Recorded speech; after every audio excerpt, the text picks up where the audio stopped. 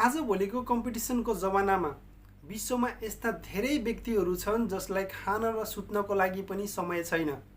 तर अलिकता रिसर्च गरेर हेर्ने हो भने विश्वको सबैभन्दा धनी व्यक्तिहरूमा तिनीहरू नै पर्ने गर्दछन्, त्यो पनि टप 10 लिस्टमा। यस्तो किन भएको होला त? किनभने उनीहरूले समयको सही सदुपयोग गरेका छन् र समयको इम्पोर्टेन्सलाई बुझेका छन् र त्यही समयको महत्त्वलाई हामी सबै नेपालीले बुझ्न अत्यन्त जरुरी छ। यदि लाइफमा केही प्रगति गर्ने हो भने, यदि आफ्नो लाइफलाई चेन्ज गर्न केही इच्छा राख्नुहुन्छ भने, त्यसैले यो भिडियोमा तपाईहरुलाई मैले बताउने छु डिटेलमा कि समयलाई कसरी युज गर्न सकिन्छ, यानी कि हामीले खाली समयमा के गर्ने त। त्यसैले भिडियोलाई सुरुदेखि अन्त्यसम्म हेर्नु होला र यदि तपाईहरु मेरो च्यानलमा फर्स्ट टाइम आउनु भएको छ भने च्यानललाई सब्स्क्राइब गर्न नभुल्नु होला। हामीले आफ्नो खाली समयमा गर्न सकिने पहिलो कामको कुरा गर्नु पर्दाखेरि त्यो हो किताब पढ्ने, यानी कि रिड बुक, हैन। किताब भन्ने बित्तिकै तपाईहरुलाई स्कुलको किताब या त फेरि कलेजको किताब भनेर ठान्नु भयो होला, हैन। तर त्यस्तो बिल्कुलै हैन, हैन। अहिलेको जमाना टेक्नोलोजीको छ, त्यसैले प्रगति कसरी गर्ने, लाइफमा प्लानिङ कसरी गर्ने, बिजनेस प्लानिङ कसरी गर्ने, इन्भेस्टिङ कसरी गर्ने, हैन, बिजनेस स्टार्ट कसरी गर्ने, त्यो सब सिक्न अहिले एकदमै जरुरी छ हरेक नेपाली युवाहरूलाई, हैन। त्यसैले त्यसको ज्ञान गुणको कुराहरू तपाईले किताबबाट सजिलै पाउन सक्नुहुन्छ। यस्तो किताबहरू विभिन्न तपाईले पाउन सक्नुहुन्छ र केही किताबको नाम तपाईहरुलाई मैले डिस्क्रिप्सनमा पनि दिनेछु, हैन। र यहाँनेर तपाईले सोच्नुहुन्छ त्यस्तो किताबहरू त सायद महँगो पर्छ होला। हो, त्यस्तो किताबहरू अलिकति महँगो पर्छ, किनकि केही नभन्दाखेरि पनि 2000 सम्म, लगभग 1500-2000 जति पर्ला, हैन। तर अलिकति सोच्नुहोस्, विश्वका साइन्टिस्टहरूले, फेमस लेखकहरूले, बिजनेसम्यानहरूले आफ्नो 15 वर्ष 20 वर्ष र लाइफभरिको पुरै एक्सपिरियन्स त्यो किताबमा लेखेका हुन्छन्। कसरी उनीहरूले आफ्नो बिजनेसलाई डेभलपमेन्ट गरे, हैन, कसरी अगाडि बढे, कसरी प्रगति गरे, उनीहरू कसरी टप लेभलमा पुगे, उनीहरू विश्वकै धनी लिस्टमा कसरी परे, सबै कुराहरू त्यहाँनेर एक्सपिरियन्सहरू सेयर गरेका हुन्छन्। र उनीहरूको लाइफ लेसन तपाईले मात्र 1500-2000 मा पाउनुहुन्छ भने त्योभन्दा ठुलो कुरा के नै हुन सक्छ? अलिकति सोच्नु होला। हामीहरूले आफ्नो खाली समयमा गर्न सकिने दोस्रो काम के गर्न सकिन्छ त भन्दाखेरि लर्न स्किल, यानी कि सिप सिक्न सकिन्छ आफ्नो इच्छा अनुसार, हैन। हामीहरू अलिकति सोच्नु, जो नेपालमा बेरोजगार भएर घुमिराख्नु भएको छ, पार्टीको झण्डा बोकेर हिँडिराख्नु भएको छ र म्याक्सिमम व्यक्तिहरू विदेश जानुपर्ने हुन्छ। नेपालको प्रत्येक घरबाट एक न एकजना विदेश जानुपर्ने हुन्छ र त्यो पनि कुनै राम्रो काममा हुँदैन। म्याक्सिमम राम्रो काम भनेको सेक्युरिटी गार्डमा, हैन, कन्स्ट्रक्सन, बिल्डिङ कन्स्ट्रक्सनमा या त फेरि मार्केटमा, यही सब नै हो काम। यो सबै लेबर क्याटेगोरी, यानी लेबर किन बन्नु परेको छ तपाईहरु अलिकति सोच्नुहोस्। हामी सम्पूर्ण नेपालीहरूसँग सिप छैन, जुन कि अत्यन्त जरुरी छ सिप सिक्न। यदि सिप सिक्यो भने हाम्रो सिप अनुसारको काम पाइन्छ र यदि सिप राम्रो छ भने स्यालेरी पनि राम्रो पाइन्छ। अलिकति यहाँनेर सोच्नु होला है। त्यसैले हामीले के सिप सिक्नु पर्ने छ त पछिल्लो मैले भिडियो हालेको छु, त्यहाँनेर गएर हेर्नुस्। 6 वटा सिपहरू के सिक्न सकिन्छ र त्यो पनि छोटो समयमा, मात्र 2 देखि 3 महिना लाग्छ सिप सिक्नको लागि र पैसा पनि धेरै लाग्दैन। मात्र 20 देखि 25 हजार तपाईले खर्चिनु भयो भने तपाईले आफ्नो लाइफ टाइमको लागि सिप सिक्न सक्नुहुन्छ, त्यो पनि खाली समयलाई युज गरेर। हामीहरूले आफ्नो खाली समयलाई युज गरेर गर्न सकिने अर्को काम हो एक्सरसाइज, यानी कि शारीरिक व्यायाम। जति इम्पोर्टेन्ट पैसाको छ हाम्रो लाइफमा, हाम्रो जीवनमा, त्यति नै इम्पोर्टेन्ट छ हामी फिजिकली एन्ड मेन्टली फिट र स्ट्रङ हुनु। लाइफमा पैसा मात्र कमाउनु ठुलो कुरो होइन, त्यसलाई सही ठाउँमा लगाउनु र त्यसलाई सेभिङ गर्नु त्यो पनि एकदमै ठुलो कुरा हो। तर यदि तपाईले आफ्नो लाइफलाई केयर गर्नुहुन्न, तपाईले टाइम टु टाइम एक्सरसाइज गर्नुहुन्न भने तपाईले त्यो पैसा, कमाएको पैसा तपाईले पछि गएर आफ्नै ट्रिटमेन्टमा नै खर्च गरेर सक्नुपर्ने हुन्छ। यहाँसम्म कि तपाईले आफ्नो घर जग्गा बेचेर पनि तपाईले आफ्नो ट्रिटमेन्ट गर्नुपर्ने हुन्छ।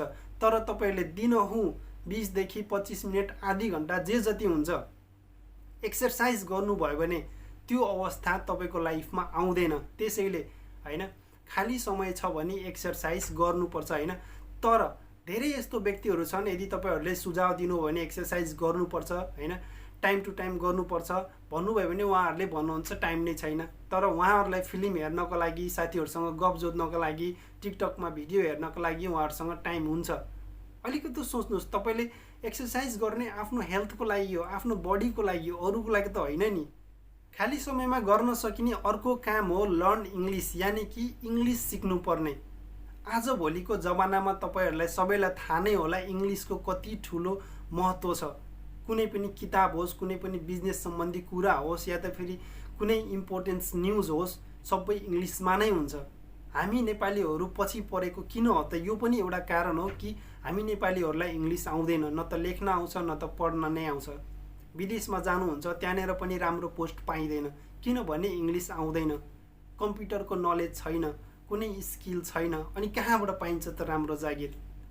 त्यो पनि एउटा हाम्रो कमजोरी हो। त्यसैले यदि तपाईँहरूले इङ्ग्लिस मात्र सिक्नु भए पनि तपाईँको लाइफ धेरै चेन्ज हुनसक्छ।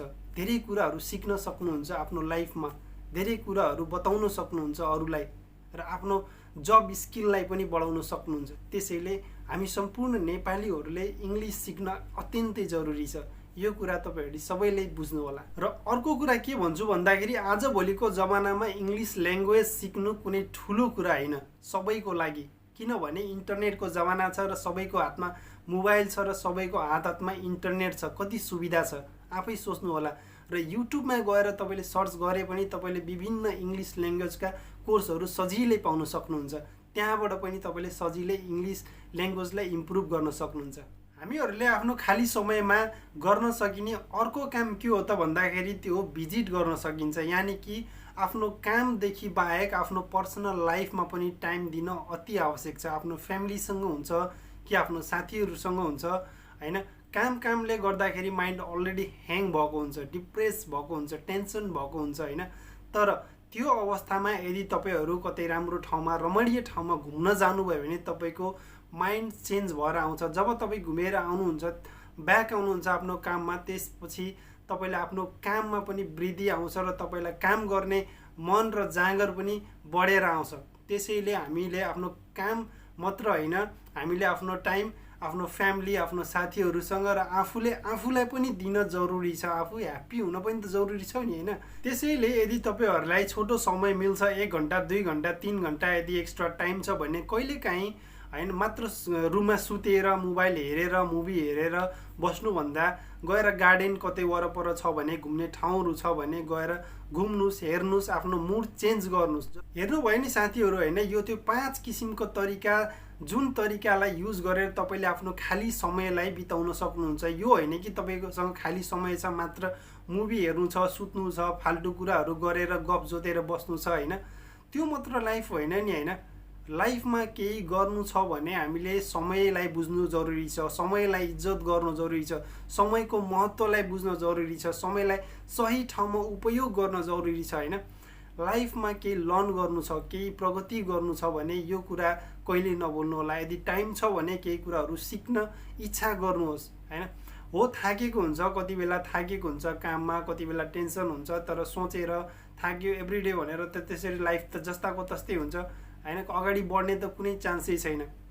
जति पनि विश्वका मान्छेहरू छन् उनीहरू कहिलेकाहीँ 4 घन्टा 24 घन्टासम्म काम गरेर 4 घन्टा 5 घन्टा सुतेर मात्र उनीहरू गएर प्रगतिको त्यो शिखरमा पुगेका छन्। त्यतिकै त पुगेको होइन नि, सुतेर मात्र त पुगेको होइन नि। त्यसैले हामी पनि यदि केही प्रगति गर्नु छ, लाइफमा केही पाउनु छ भने स्टार्टिङमा मेहनत गर्न जरुरी छ। बिना मेहनतको केही पनि हुनेवाला छैन, केही एचिभमेन्ट हुने छैन लाइफमा। त्यसैले समयको महत्त्वलाई हामी सबै नेपालीहरूले बुझ्न जरुरी छ। एनिवे साथीहरू, आई होप कि तपाईँहरूलाई यो भिडियो मन पर्यो होला। धेरै लामो गर्न चाहन्न, धेरै बोरिङ गर्न चाहन्न तपाईँहरूलाई, होइन? र धेरै कुराहरू एकैचोटि गरेर कन्फ्युज पनि गर्न चाहन्न। यदि तपाईँहरूलाई मेरो इन्फर्मेसन सही लाग्छ र तपाईँहरूले पनि सोच्नुहुन्छ कि हो समयलाई हामीले सही ठाउँमा सदुपयोग गर्नुपर्छ जस्तो लाग्छ भने, यदि तपाईँहरूलाई यो भिडियो मन पर्यो भने भिडियोलाई लाइक गर्न नभुल्नु होला। र कोही यस्तो साथीहरू हुनुहुन्छ र जसले फर्स्ट टाइम मेरो भिडियो हेर्दै हुनुहुन्छ भने च्यानललाई सब्सक्राइब गरेर च्यानललाई ग्रो गर्नमा हेल्प गर्नु होला। एनिवे साथीहरू, फेरि पनि अर्को भिडियो लिएर चाँडै नै म आउनेछु। त्यति बेलासम्मको लागि नमस्कार।